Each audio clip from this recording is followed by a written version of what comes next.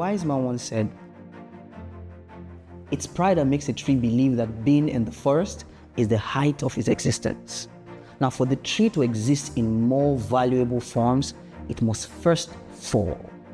Now, coming to SCIDaR as an experienced hire who had worked in different organizations, including the presidency, it was easy for me to get cocky, considering my accomplishments thus far.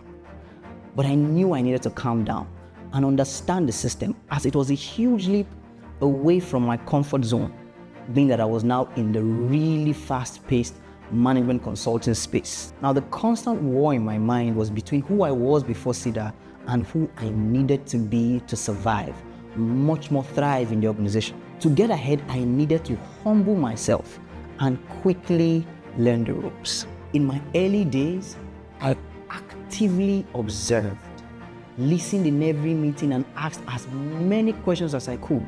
So I was armed with the necessary information and nuances within the organization. My then manager, Efosa, and my current one, Sezefe, were the ones who I watched closely to learn the culture at the time.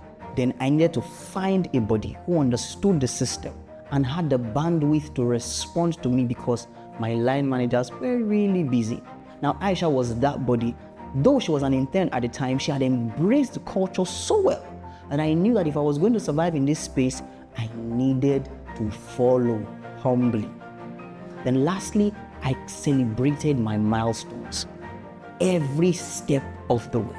From the first time I did a presentation, to the first time my deck made it to PS, to the first time my newsletter was actually published, and a lot more. I ensured I celebrated myself. So on the journey, I moved to say, "Guy, you are doing well." So the one thing for me is that you need a healthy dose of humility to learn, unlearn, and relearn, thus making survival and thriving in any system almost seamless.